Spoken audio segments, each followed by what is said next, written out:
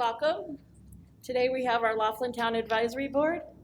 Today is May 10th, 2022. Just a little bit of maintenance we have to do here. Items on the agenda may be taken out of order.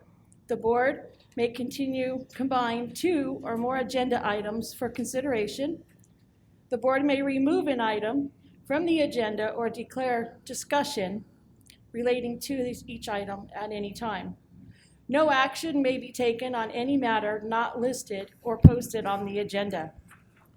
All planning and zoning matters heard at this meeting are forwarded to the Board of County Commissioners Zoning Commission or the Clark County Planning Commission for final action. Please turn off or mute all cell phones and other electronic devices. Please take all private conversations outside the room.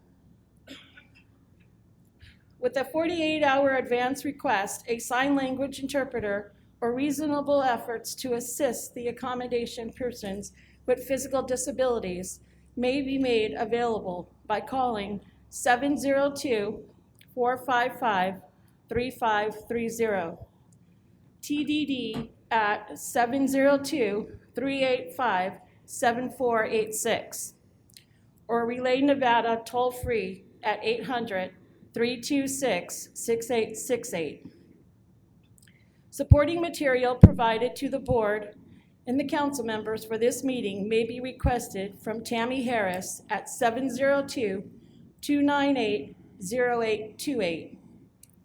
Supporting material is also available at the Clark County Department of Administration Services at 500 South Grand Central Parkway, Las Vegas, Nevada 89155.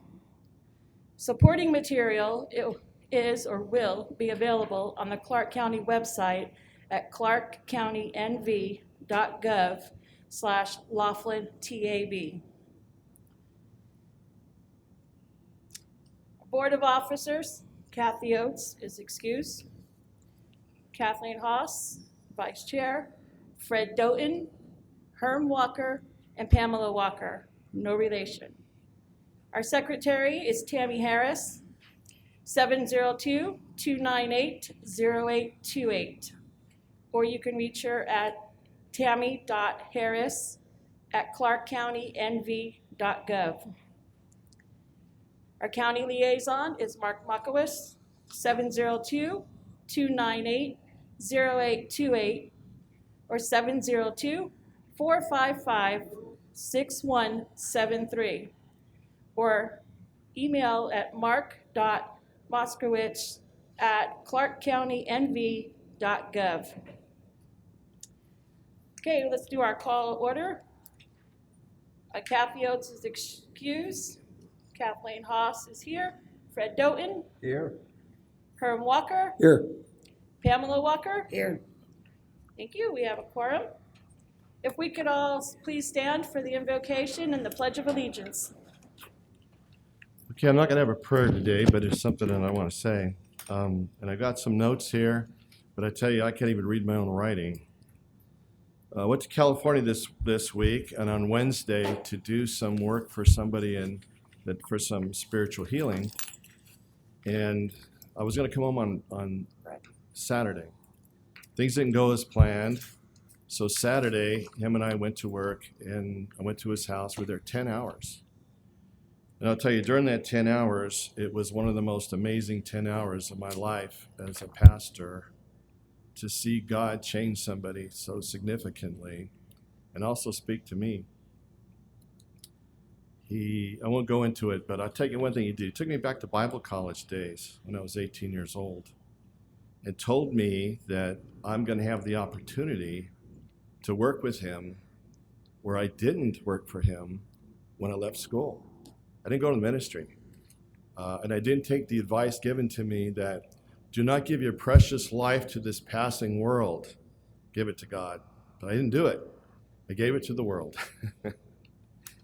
Well, all these years have gone by, and you say, why didn't you do it? Why didn't you follow through with it? Well, I tell you why. I believed at that time there were too many things in my past that God just couldn't deal with. I also believe I wasn't good enough. to work for him. And I didn't believe he loved me. Not really. I mean, he loves people in general, but I didn't believe he loved me personally. So after going to Laughlin 19 years ago, after being called here, I came here, and it was the same three things. I just wasn't good enough. God didn't love me. My past, what turned out, though, was in the time I've been here, I've realized, and it took years for this, is to realize that everything I had done in the past was covered by Jesus. I mean, he's the creator of the universe. And when he died on the cross, everything's been covered. The second thing, not being good enough, he says that I am. Therefore I am. I still wonder about that. But the love me part. A few years ago, he convinced me that I was his son. And that changed my life. The reason I'm saying all this is I know there are people here today that feel that they've got too much in their past. They don't believe that it can be fixed. I can tell you now that it can be. What he did takes care of anything and everything you've ever done in the past and anything you can do in the future. Everything. He covers that. Are you valuable?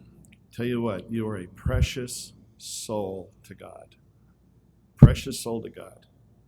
Right now where we're doing our ministry, we're next to a bar, and every time I see those folks, I think, they're precious souls to God. They are. They're precious souls to God. And everybody here is a precious soul to God. Does he love you? He is so much love, it'd be more than the universe to contain. He has that much. So yes, he can, and yes, he will. So what I hope for today, that what God has been doing to me and for me is available to everybody. And for 12 years, I've come to this microphone, 14 years actually. I've come to this microphone to invocations. And as far as I'm concerned, today is by far the most valuable one I've ever said. Because it's about you guys and how much God loves you. God bless you.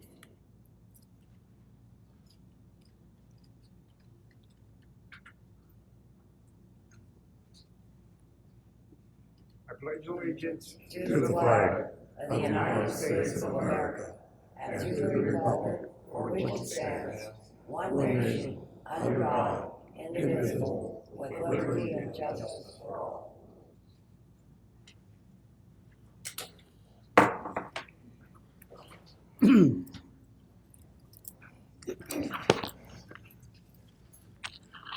Item 2 on our agenda is our public comments. This is a period devoted to comments by the general public about items on this agenda.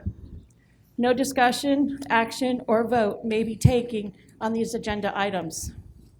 You will be afforded the opportunity to speak on individual public hearing items at the time they are presented. If you wish to speak to the board about items within this jurisdiction, but not appearing on this agenda, you must wait until the comments of the general public. Period listed at the end of this agenda. Comments will be limited to 3 minutes. Please step up to the speaker's podium, clearly state your name and address, and please spell your last name for the record. If any member of this board wishes to extend the length of a presentation, this will be done by the chairperson or a board by majority vote. Item number 3 on the agenda. Can I have a motion to approve the minutes for April 12th? Second. Second? Second. All in favor? Aye. Opposed? Motion carried.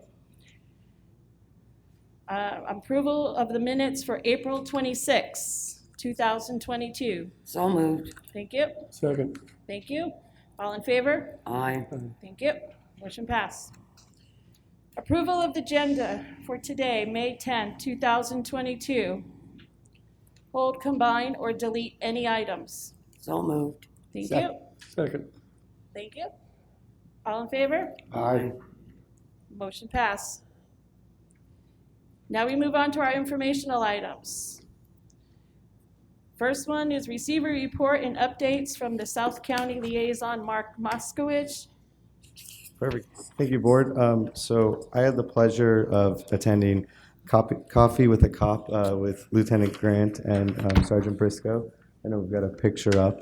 It was a great, well, it should be up. It was a great activity in the community.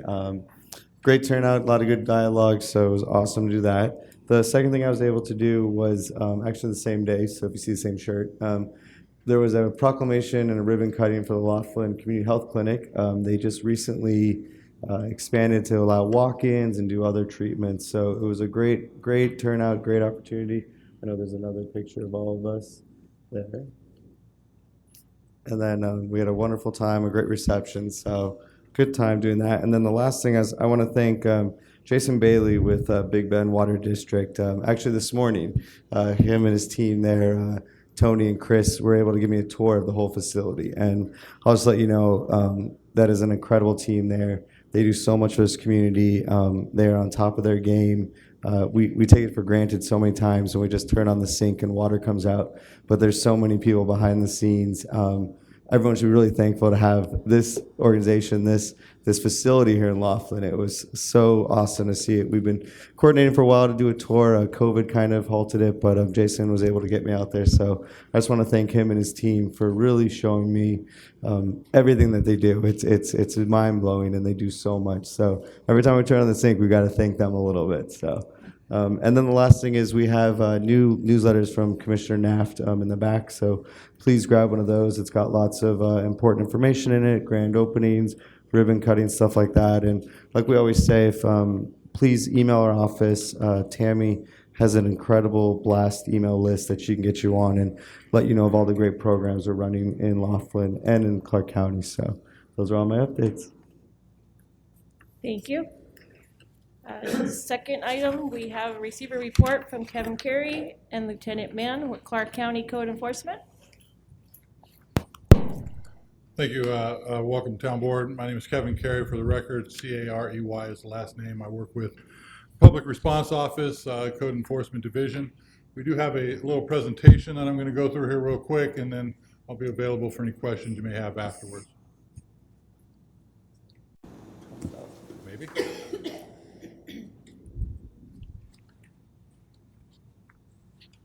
Doug?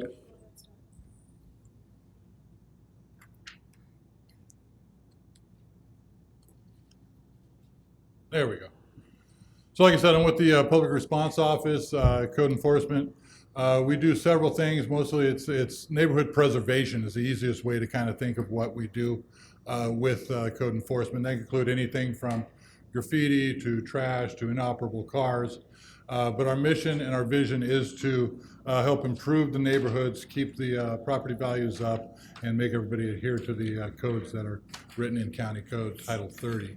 So like I said, code violations are mostly junk and debris, outside storage, trash containers left out past the day of the pickup. We also do unlicensed, inoperable vehicles that are on private property. Landscape parking, you can't park your car on the lawn in Clark County. Commercial vehicles, they aren't allowed within 1,000 feet of residential area. That would be your commercial vehicles by weight, so mostly semis and that type of thing. Go on to the next slide, please.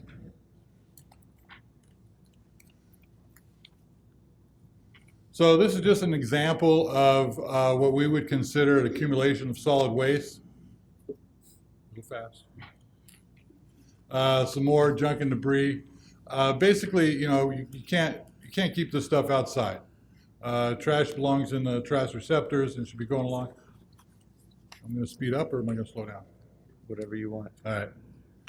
But moving on, outside storage would be things of nature that you would be using, most like tires, car parts, lawn mowers, things that you would use every day but should be stored in an area behind the house, in storage sheds and that type of thing. Overgrown grass, dead vegetation. We also do mostly, like I said, everything we do is on private property. So, and as far as a residential occupied property, anything over 4 inches. Grass can't be any more than 4 inches, and you can't have dead bushes, dead trees, that type of thing. Landscape parking is pretty straightforward. You can't park your car on the lawn. You can't park boats or trailers on the lawn. All cars, trailers must be on a paved surface. Storage of commercial vehicles, like I said, that's mostly your semis. They can't be within 1,000 feet of a residential area, not for 1 day, not for 10 days. Home occupation of businesses. In a residential area, you can't run a business where people will be coming to your location to do business. You can do like, Mary Kay, that type of stuff, Avon, but nothing where people are going to be coming. Illegal signs. All signs must have permits. To get to go up. They can't be temporary in nature, and that's mostly because the signs are made out of vinyl and they'll wilt away in the sun, eventually blow off into traffic. Graffiti is pretty straightforward. Carports and shade structures, all those need to be permitted before they go up, and they'll have certain regulations within Title 30 of how tall, what they'd be made of, all that fun stuff. Accessory structures would be gazebos, barns, your tough sheds. Those type of things need to be permitted if they're over a certain square footage. Illegal structures, when you just have somebody that puts up a mobile home in the middle of a lot that usually they don't own, would be an illegal structure.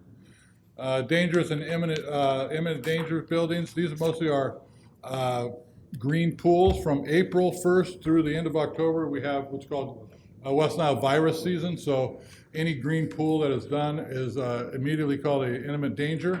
If it's an occupied home, we give them 72 hours to correct it. If it's unoccupied, we go in and correct it. Again, dangerous buildings. We had a lot of this during the economic downturn when we had a lot of squatters in unoccupied buildings. Not so much now because you can sell a fixer-upper for 300 grand, seems like nowadays. So, but we still do get them occasionally. And then just your basic zoning violations, which would be, the structures aren't put up right. They're running businesses out of homes. Your electrical isn't inspected by building department before it's put up. So our process is we send them a notice of violation and make them aware of the violation, give them 15 days to come into compliance. We do have the ability to then after that go into fees and citations. We also, at the end of the process, if they completely ignore us, we will do what's called an abatement of the property, where we'll come in and we'll correct the violation, and then we'll charge back the cost of that abatement, put a lien on their property so we can get paid.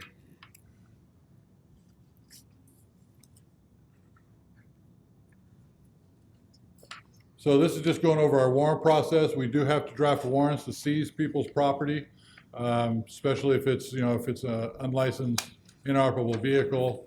We need to go on the property and seize that vehicle because they're not correcting the violation.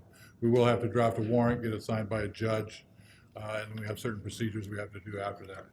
I think that's pretty much about it. That was quick, a lot quicker than I thought it was going to be, but I'm here for questions. Yes, sir. The photographer missed any pictures in Laughlin, and I think that the structure down adjacent to the river that's been there forever, The empty shell building? empty shell, that your department ought to have under this the authority to tell them either to complete it or remove it within the 15-day period. I personally have not looked at the history of that building. I don't know if they still have ongoing permits, extensions of time. All that would be a factor on whether or not. Well, you'd be surprised. 25 years, excuse me for busting out. That's right. Those poor people on the other side of the river have to look at that crap every day. Let's talk about the poor people on this side of the river that look at it. I'm just saying, everybody has to look at it. Whatever could be done would be greatly appreciated. I'll work with Mark and we'll figure out what's you. going on with that property. Thank you. The golf course trailer is the same way. It's falling apart. I'm sorry? On that same road on Casino Drive there, the golf course trailer's falling apart as well. Oh, yeah. Like I said, any violation you guys want to open up, you can either go through Mark's office, or you can call our office directly, 455-4191. Like I said, there is, we have to do some research on each individual property to see what's going on with it, and see if the structure's not supposed to be there or is supposed to be there. And I'll interject real quick. I just want to let everyone know, like Officer Carey and Lieutenant Mann, we have a great relationship with them, as well as all of code enforcement with our office. We work well together. A lot of the times when there are complaints and stuff, it's a legal process that they have to go through, so they're not able to let us know what's going on. A lot of times, and correct if I'm wrong, Officer Carey, people put stuff in and expect it to be fixed the next day. A lot of times they have to go out there, they have to cite the person, then they have to go through the whole legal process to get into compliance. So a lot of times people say, oh, I put it in, but nothing's happening. Our office is aware, like he said, you can always contact our office. We can look into it. We can see there are limitations to what we can see and what they can let us know because of legality measures. But they respond to all of our requests. I have them on speed dial if I ever have any problem, and anybody brings anything in, he's able to look into it. And really, our office is focused on self-compliance, right? We want to make people aware of the violations that they have, because most of the time they don't know that it's a violation of code. So that's why we do those notices of violation. We give them ample time to correct the violation. We try to work with the property owners, if they have any issues with when the timeline is and when they can get stuff done. But our goal is for the property owners themselves to correct the violations on their property. Mark, would you consider this as an official objection to trigger progress in this regard? For the item that you're requesting? Yeah. Sure. Yeah, we can touch base after this. And They talked about dangerous Yeah. buildings. There was a suicide committed in that building. then we definitely want to take care of it and have code investigate it. I'm sure they might even be able to swing by and take a peek this afternoon if they need to. Perfect. Yeah, I've seen it. Like I said, I haven't looked into the background of the property. And a lot of times, is there a valid property owner around?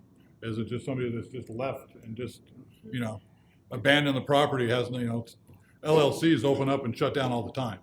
If I can't find somebody to fine, if I can't find somebody to have it corrected, then it falls on the taxpayers of Clark County to correct the problem. So that's why we want to try to get the property owners themselves to actually take care of the situation.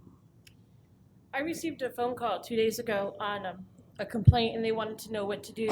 They had someone move into the area, and then over the last 6 months have bought 4 different properties on the same block, and they have their own gardening business, and they're actually spreading out their equipment between each house. Like one house has all the trailers, one house has the tobacco, and the tobacco is sitting on the street, and they want it away from their house.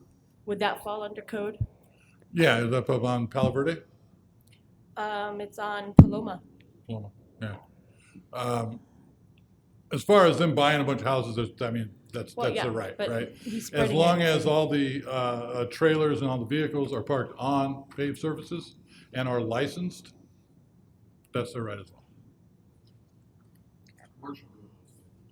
Commercial vehicles are defined by weight. The Bobcat's not necessarily, it doesn't match that weight. So what about the people who drive semis? I see them quite often parked on the streets of Laughlin. So Yeah, like I those said, fall- it's 1,000 feet within the residential area. What's hard with semis is and that's something that the county commission has tasked us with an immediate response with. Now, I'm based out of Las Vegas. Our entire staff is based out of Las Vegas. So getting a complaint, I wouldn't be able to make it down here in the same day, right? And a lot of times, even in Las Vegas, when we get a commercial vehicle complaint, we go out to the location several hours later and it's gone. So, but when we do catch them, we do ticket them. And there's a process that we go through citations on those. So the constable or Metro, Metro can enforce, parking regulations as well, but let's be honest, we'd like Right. Metro to concentrate on worse things, right? certainly. It's up to the, could respond to. You gotta go to the mic, please. Yeah.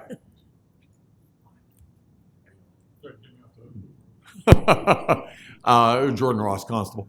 Just because, yeah, there are some things that we can do. We have almost, in our office, we have almost no authority to enforce county code.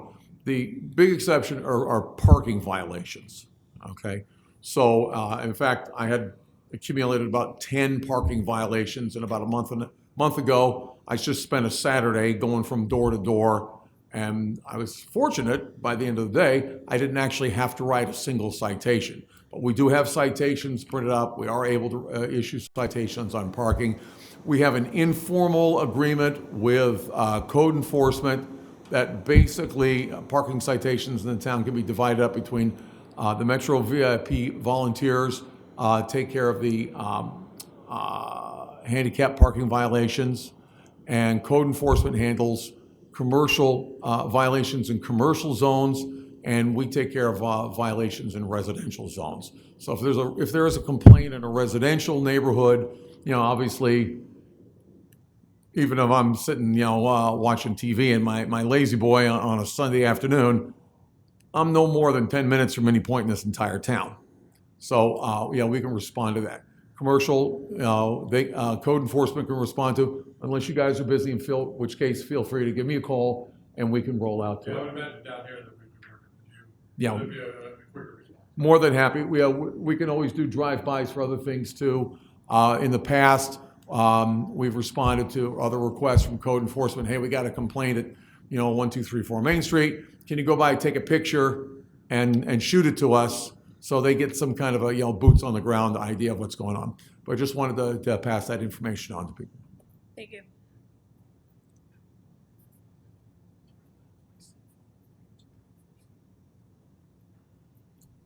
Any other questions from the board?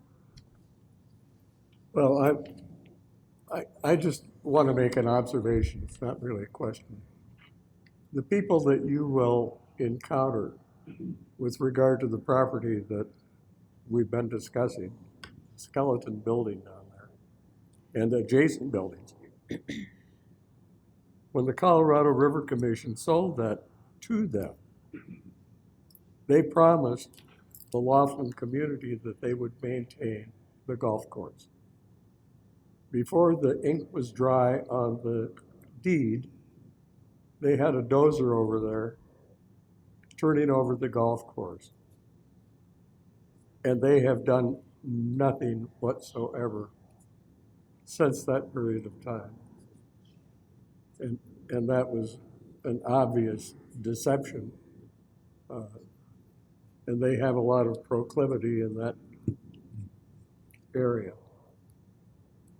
Thank you, Matt. Okay. Good. Thank you very much. Thank you. Number 3, receive a report from Lieutenant Rogers with Metro Police.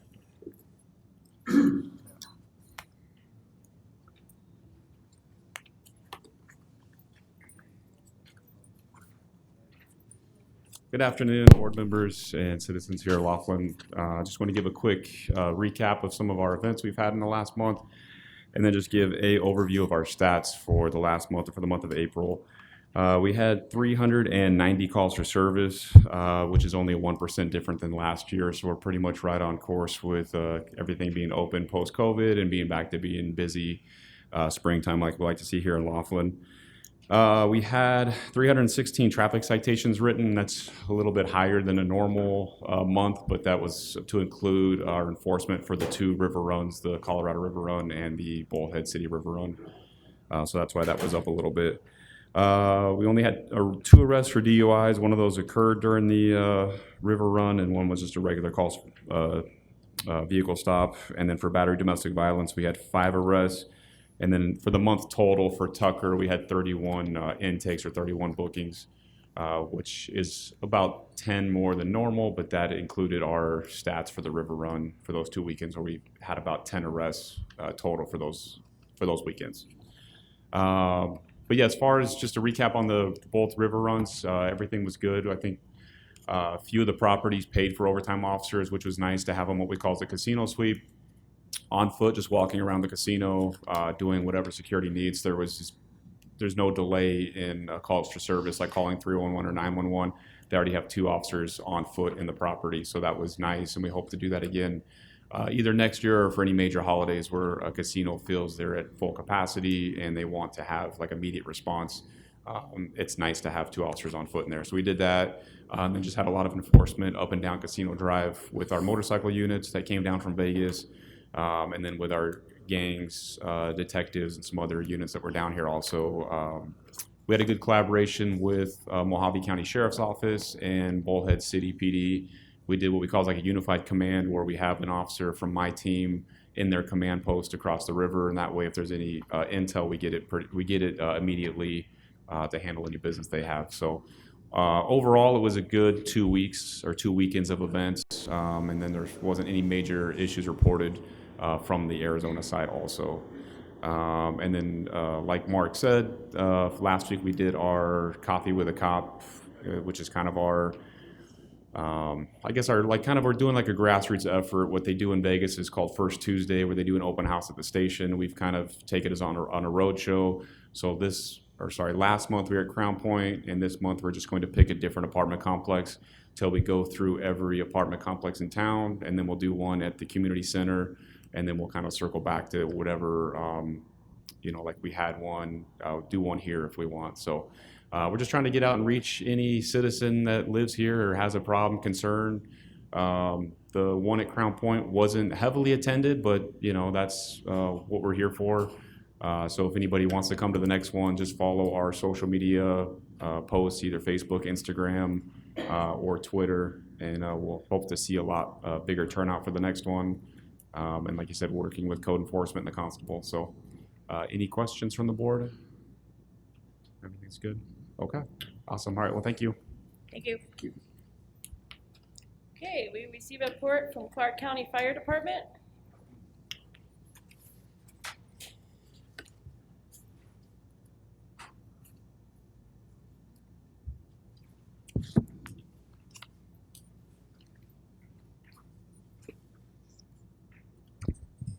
Good afternoon. My name is Dennis Murata. I'm one of the captains here at Station 76. Chief Reed was unable to make it today, so I'm here to give you our stats for April. Station 76 for April ran a total of 156 calls, 51 of which was on the engine, 104 was on the rescue, and 1 call was on the truck. Station 85 had a total of 112 calls for engine 85. This gives us a year-to-date total of 1,081 calls. That's a 13.6% increase from last year. And that's all I got for you. Anybody have any questions? Any questions? What do you attribute the uptick for? Is that because restrictions have really backed off? That's what I think it is, but I'm not 100% sure. That's just a guess from me. So, all right. Thank you very much. Thank Have a good day. Next, we have a receiver report from Will Smith with Clark County Water Reclamation.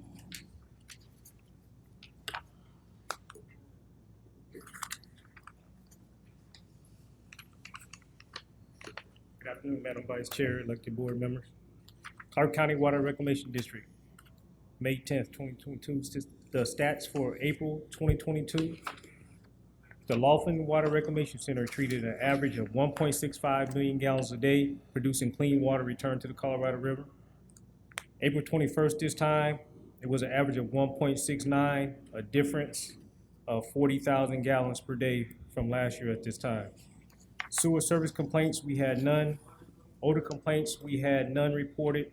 Call before you dig tickets, we had 8 tickets received for April.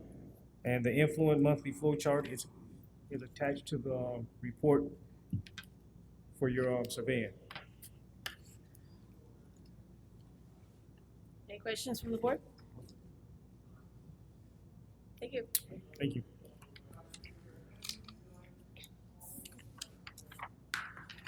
Okay, can we receive a report from Alon Bilbray? See her? No, you missed Jason. You skipped number 6. Yes. Jason. Oh, sorry, I skipped one. Receive a report from Jason Bailey from Big Bend Water. Sorry about that. You're fine. I'll make it quick. Good afternoon, Jason Bailey with the Big Bend Water District with our monthly report. For the month of April, we had 251 acre feet diverted from the river. As you can see, year over year, we're pretty much on par with where we were last year. System's in good shape. No major leaks or issues to report. We appreciate Mark coming out today and being able to tour the facility. We have some very highly skilled and professional staff members there. We are having a staff turnover. Our operations superintendent will be moving to a facility in Las Vegas, so we'll be getting a new superintendent down here. His name is Chris Mays. He's been with the district for almost 20 years, and he's been down here for the last few weeks on training. Very, very skilled individual, so we're in good shape. There shouldn't be any issues. We'll be doing some refurbishing of some tanks this fall, and we'll kind of let you know when that is occurring. Other than that, that's my report. If there are any questions. Any questions? Thank you. Thank you. Okay, Lon Bilbray is not here. Let's move on to receiver report from Mike Jackson, Executive Director, Southern Nevada Translation. Okay, he's here. Hi, Mike Jackson, Southern Nevada Transit Coalition. My report here. Our ridership on fixed routes kind of been staying a little bit flat. February we saw a nice increase, and I believe that was probably from the release of the new bus in February, along with free rides and introducing our free transfers with Bullhead Area Transit. On our paratransit intercity, and in that intercity is our Vegas Express, if you weren't sure of that. We have seen a pretty good increase in our Vegas Express ridership. There's been a lot of people taking that service, which is our Monday through Friday service to Las Vegas and back. So we're trying to figure out more ways to stimulate our ridership. Our ridership is still lower than pre-COVID. I know a lot of it has to do with the workforce shortages with the casinos, and as people hopefully come back to work, our ridership will go up as well. But we're still looking at other ways. We're just discussing before the meeting that the free ride days are well received, and that's always helpful. And so most likely July 4th we'll have another free ride day to celebrate the independence. We'll go ahead and do a press release on that once we lock it in. But we had our ribbon cutting February 10th. That was shortly after my last quarterly report, and that ribbon cutting was a great success. The chamber assisted, Mark assisted, and the turnout was amazing. I was very proud of the representation that we had and the partnership that showed up. We had RTC, we had NDOT, we had Commissioner Naft, we had the manufacturer New Flyer, we had Allison Transmissions. I mean, we had everybody there, and it was just a great success. Although it was quite windy, we pulled it off, and the bus went into service, and it's been doing great ever since. The second one is getting ready to come into service. We've had some major challenges with workforce. A lot of my maintenance crew is actually out driving, and it's caused us to delay the completion of these new buses and their paint jobs. But we will get them done. Staffing is rising. We're getting over it. You know, everything is returning back to normal. So we're hopeful that the next two buses will be completed, because we have two more that are going to be delivered hopefully August, September, and we need to get those ready too. So we're keeping busy, that's for sure. I'm out there in the shop working as well. I've almost had to drive a couple times.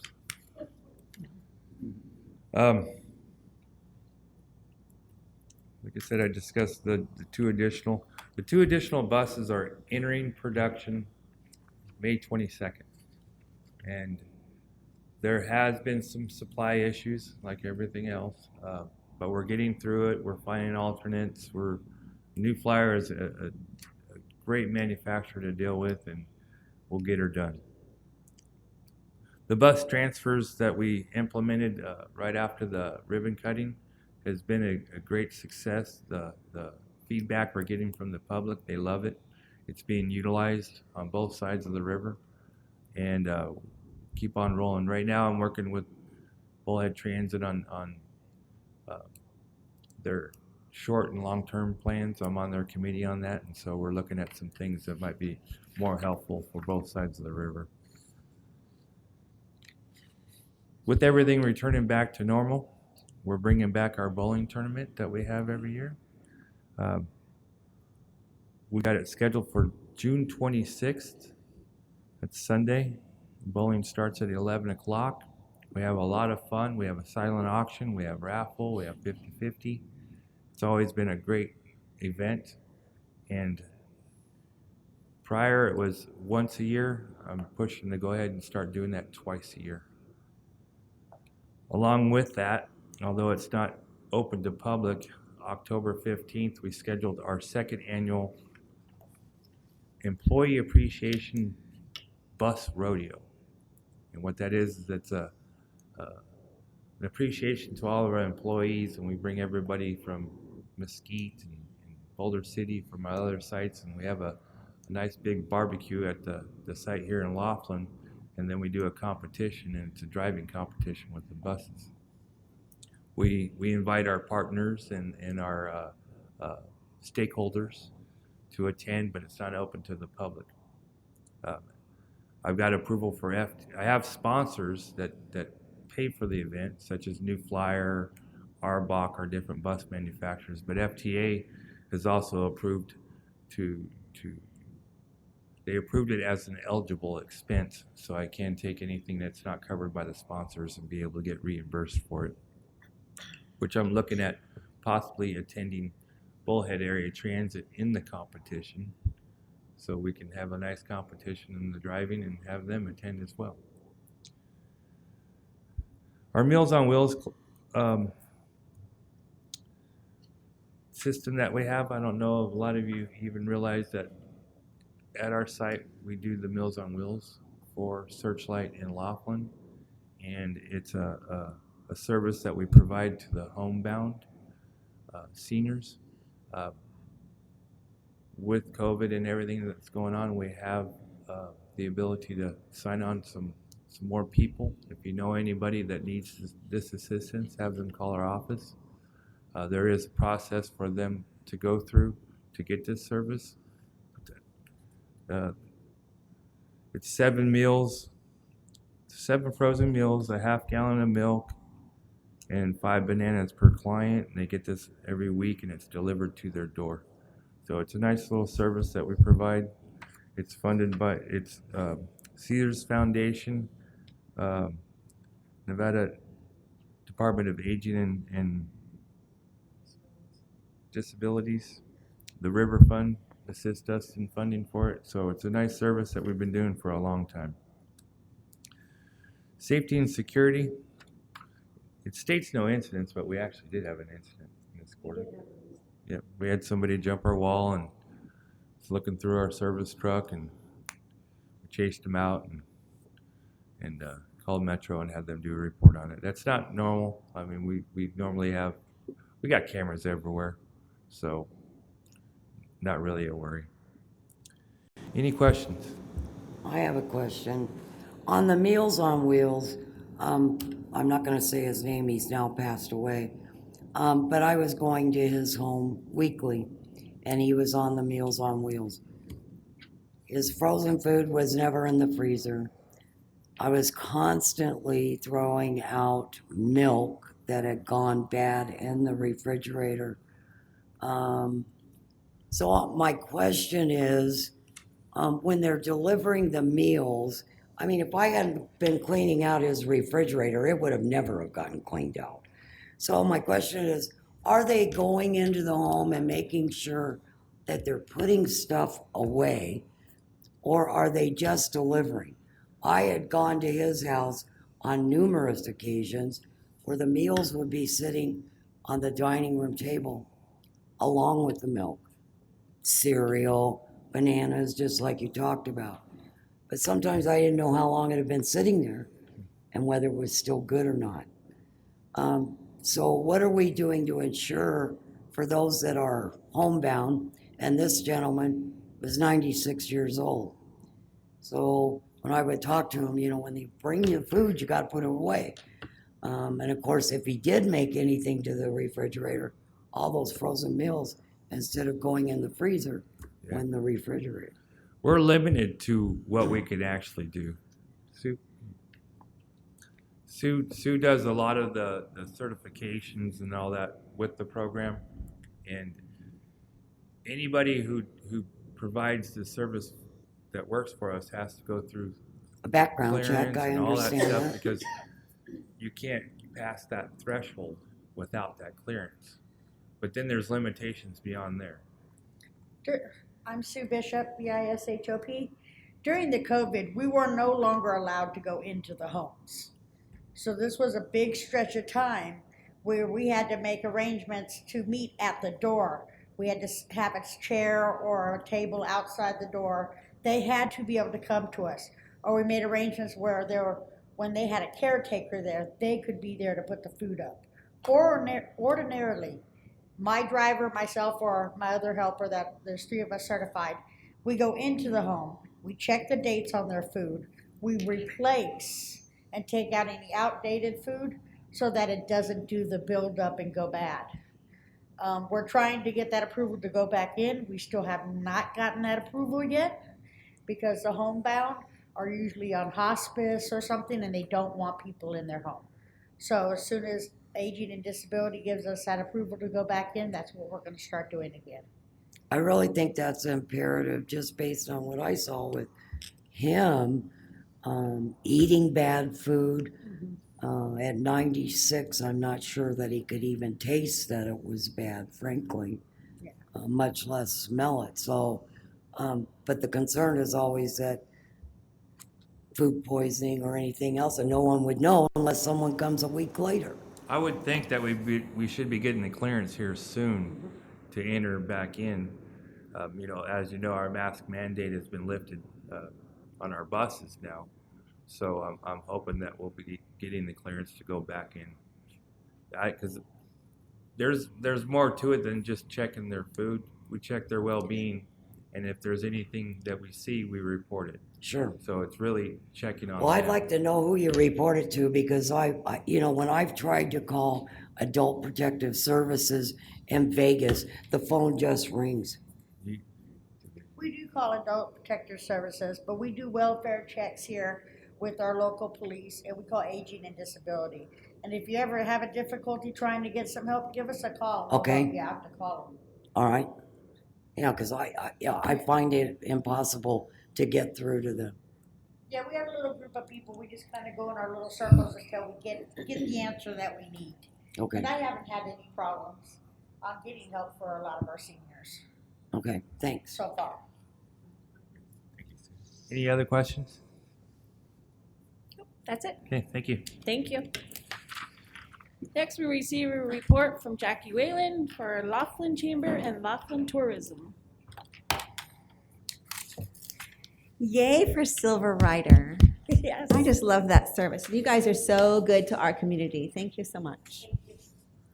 And you failed to tell them that businesses can put up free 8.5 by 11 advertisement in the bus, in little sleeves, so people can see where the services are, where they can get food. All that kind of stuff is inside of those buses.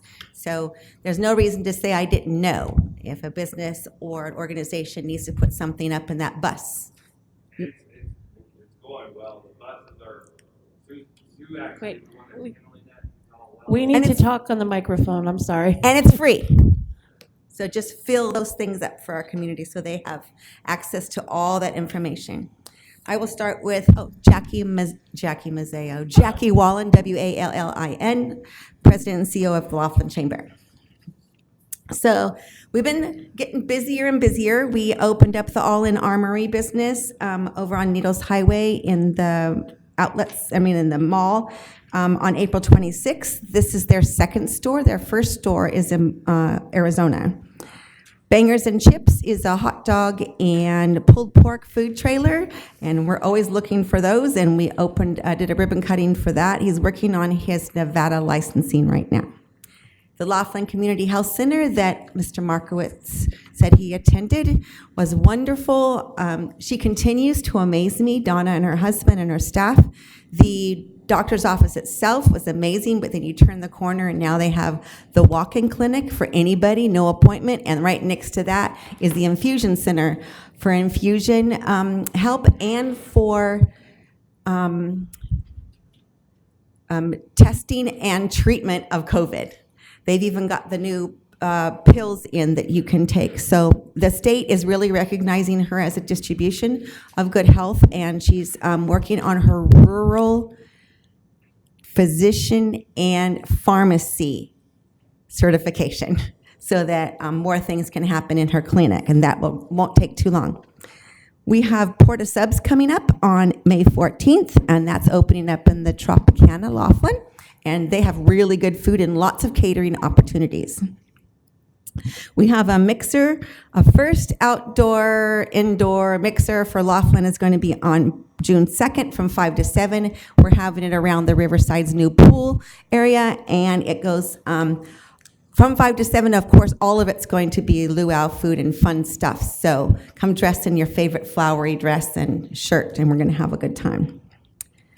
Our first networking mixer back to the chamber is going to be a business breakfast and education at the chamber itself, and we're going to try and make it available on Zoom because there's so many people that want to come. It's on May 27th, 8:30 to 9:30, and our guest speaker this month is going to be Karen Garber, who is from Catherine Landing, and she's going to talk about all the new amenities they put in, what kind of price increases there had to be, changes to the docks and to the launch ramps.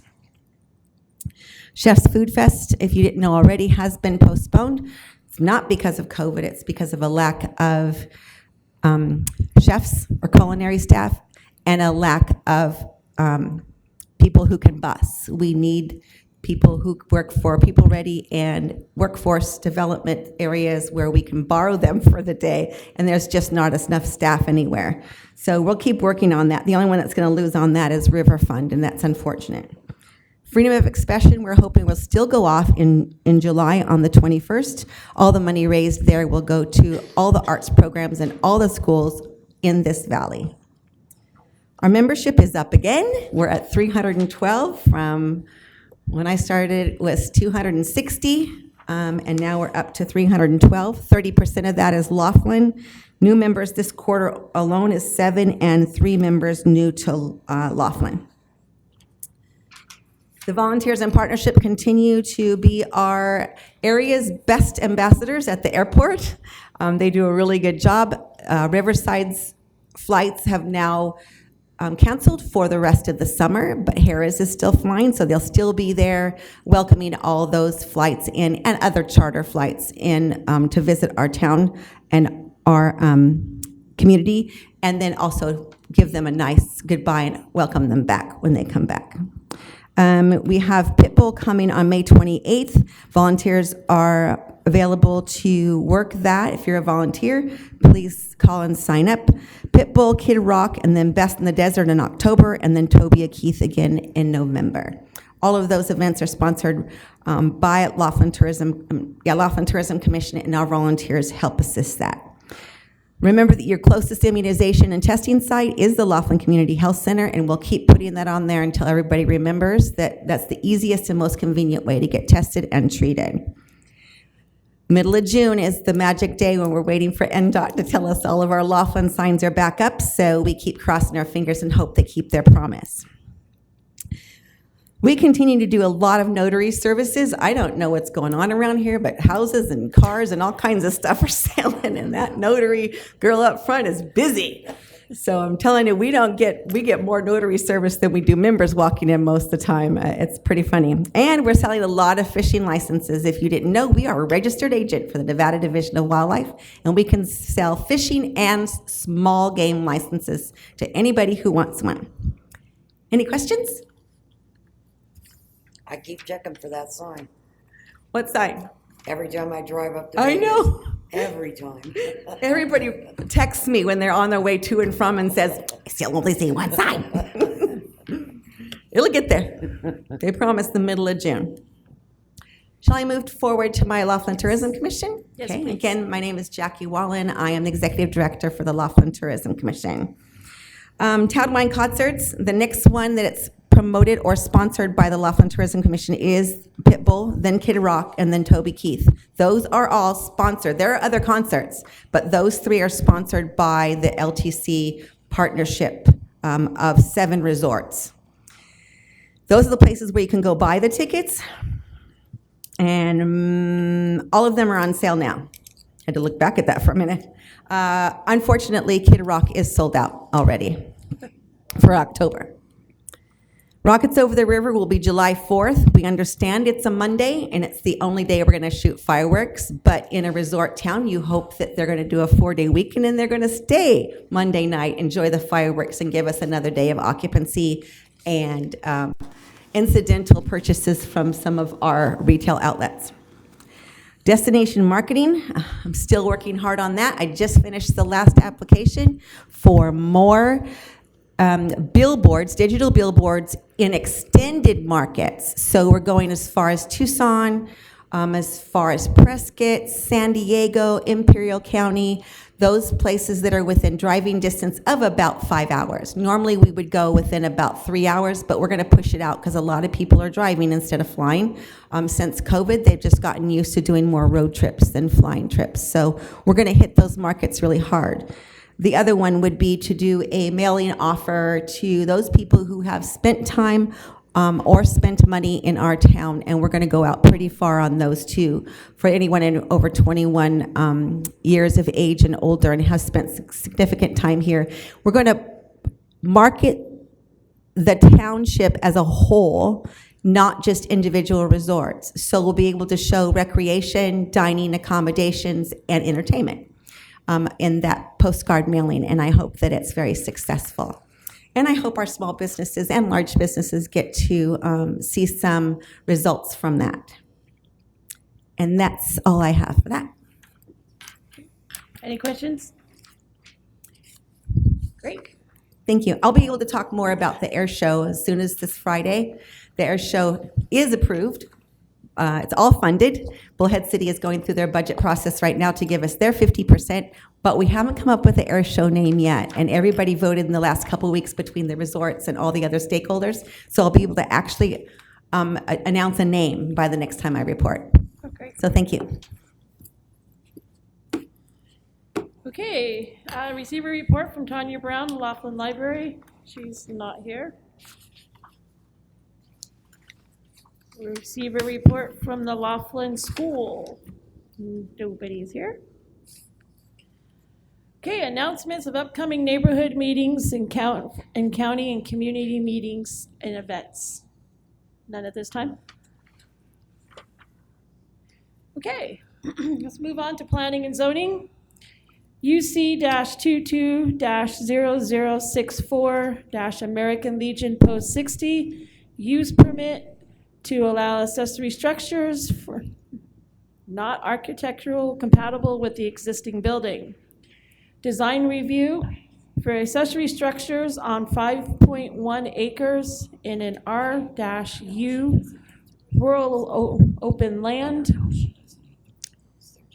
generally located on the north side of Bruce Woodbury Drive, 330 feet east of Cougar Drive within Laughlin. Okay, so we know we don't read them, they're just informational. No final action at the time at this posting. Okay, general business, we don't have any on record. Which brings us to comments by the general public. a period devoted to comments by the general public about matters relevant to the board, jurisdictions will be held. No vote may be taken on a matter not listed on the posted agenda. Comments will be limited to 3 minutes. Please step up to the speaker's podium if applicable. Clearly state your name, address, and please spell your last name for the record. If any member of the board wishes to extend the length of the presentation, this will be done by the chairperson or board by majority vote. Do we have anyone? Yay! Hi, Jackie Wallen. I am standing here representing the Laughlin Rotary Club. Not only do we need more members, thank you, Fred Doughton, for joining our team. You've been very valuable. But we did our Rotary Week of Service, and we gave it to the town of Laughlin for the community garden. Yeah. And we went in there and worked for hours and hours and hours and built gardening boxes and cleaned out weeds and pruned trees, and it was so much fun. That garden is amazing. If you haven't been there, the opportunity for anybody in this community to have a garden in a secured and fenced-in area, you're wasting your time. That is the place to do it because there's water. All you have to do there is go there once a day and turn your water on, make sure everything's good, but the soil is all there, all the boxes are ready, and the tools are available. So make sure you see that, but it was very rewarding for us. Now I'll turn on my other hat.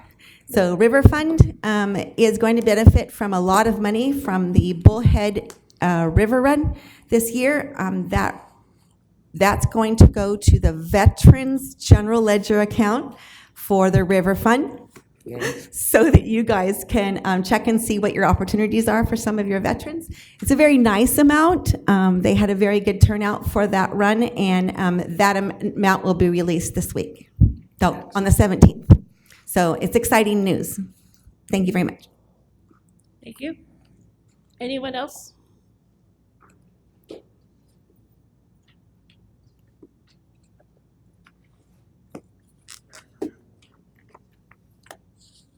My name is William Happ. I reside at 3283 Calanda Street here in Laughlin. We're part of a development of manufactured homes right off of Rio Vista, if you're familiar with that. Anyway, it's my understanding that part of this thing between City of Los Angeles and California is this property that's adjacent to the tract I live in. Is that correct?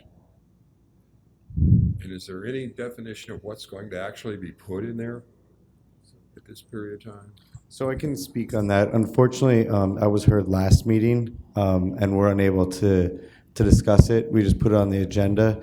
I can tell you that the board did a motion to, the Laughlin Advisory Town Board did a motion to deny the application. What the process is then it goes to the Planning Commission, which will be on May 17th, and that's where they'll be able to discuss it again and do So it. that's when this will be rediscussed?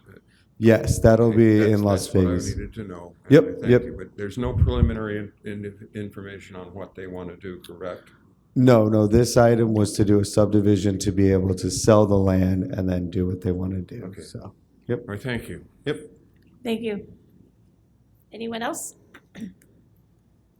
Okay, our next meeting will be May 31st, 2012. Can I have a motion to adjourn? So moved. Second. Thank you. All in favor? Aye. Meeting adjourned.